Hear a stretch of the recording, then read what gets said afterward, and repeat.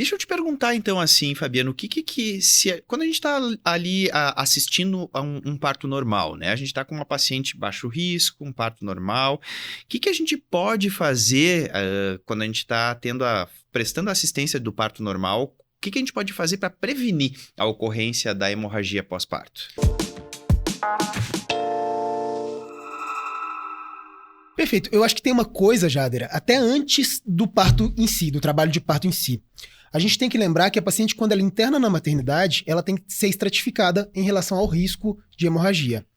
Então, você imagina uma paciente que é completamente baixo risco. Então, é uma paciente que é nulípara, que não tem história de hemorragia, que não tem história de coagulopatia, que não tem cicatriz uterina. Então, essa paciente seria uma paciente de baixo risco.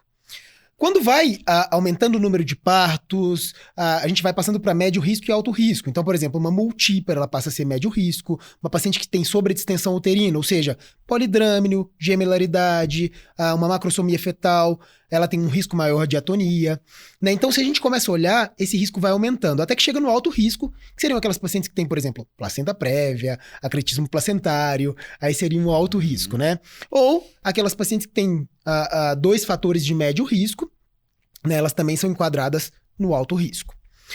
Então, a primeira coisa é estratificar. E lembrar que essa estratificação ela é dinâmica. Então, uma paciente que entrou como baixo risco, se ela tiver algum critério que mude ali ao longo do processo, né, a gente vai enquadrá-la ali como médio e alto risco. Né? Então, é importante a gente primeiro entender isso. Depois, uma paciente que está em trabalho de parto, isso vai valer para todas. Baixo, médio e alto risco. Nasceu o bebê, Jader. Aí a gente tem 2 descrições na literatura. Ou sai o ombro, ou sai o bebê. Saiu ou o ombro ou o bebê inteiro, a gente tem que fazer profilaxia, prevenção. Como é que a gente faz essa prevenção? O preconizado pela Organização Mundial da Saúde é que a gente faça 10 unidades de ocitocina intramuscular. Isso a gente chama de manejo ativo no 3º período. Tá? Então, esse período de secundamento, a gente faz um uterotônico para prevenir. Quanto que a gente previne? A gente previne até 50% os casos de hemorragia pós-parto. Então, é um percentual bastante alto quando a gente considera a utilização do uterotônico. E essa é a principal medida que a gente tem para prevenção. Mas o OMS também descreve outras coisas. Então, a gente vai fazer contato pele a pele, a gente pode fazer clampeamento oportuno do cordão, a gente vai fazer uma vigilância uterina nas primeiras 2 horas pós-parto, né? Então, a gente vai observar essa paciente a cada 15 minutos ali para ver como é que está o sangramento, se o útero está contraído ou não.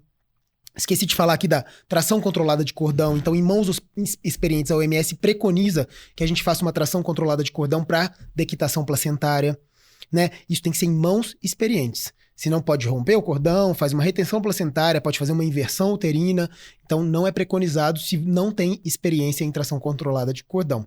E é importante avisar que são trações controladas, né? Então, às vezes, a gente vê que o pessoal pode, às vezes, querer ser mais intempestivo, né?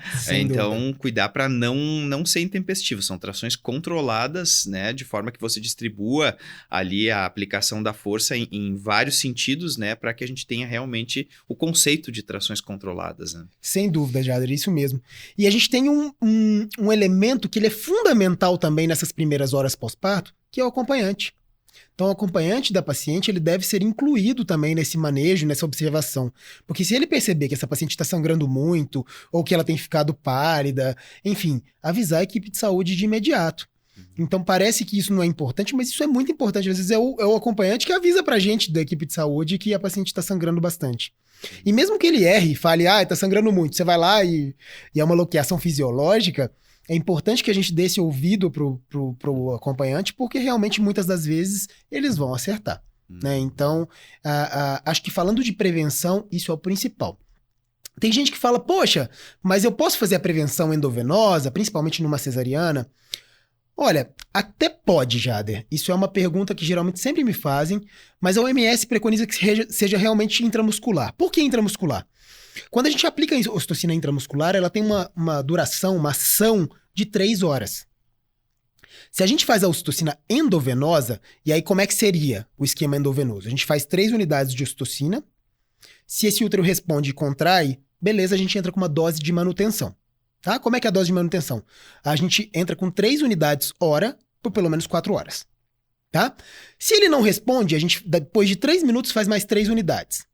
Se ele responde, dose de manutenção. Se ele não responde, mais 3 unidades. De forma que a gente faz no máximo 3 vezes 3 unidades a cada 3 minutos e entra com dose de manutenção. Se a paciente não responde nesse esquema endovenoso, a gente tem que fazer o próximo uterotônico. Mas a gente já deixa a dose de manutenção, tá? Então esses seriam os principais componentes para a gente pensar em prevenção aí da hemorragia pós-parto mesmo. Eu acho interessante, sabe, Fabiano, porque o que acontece é a própria diretriz da Organização Mundial da Saúde, a mais recente, ela cada vez coloca conceitos da gente ser mais conservador, né, e menos intervencionista. Então, assim, que a gente sabe que no passado era muito utilizado, né, a ocitocina, a própria amniotomia era feita muito precocemente no trabalho de parto. Então, existia realmente um excesso de intervenção, né, e a diretriz coloca para a gente tentar ser o menos, intervir o menos possível, porque, na verdade, a gente está realmente, o obstare, né, a gente precisa realmente assistir o fenômeno natural.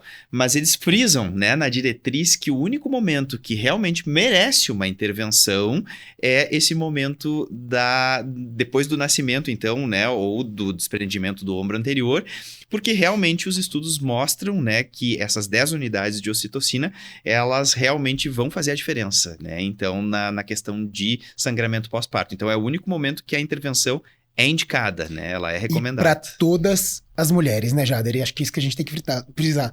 Todas as mulheres merecem a profilaxia com o uterotônico ocitocina 10 unidades intramuscular.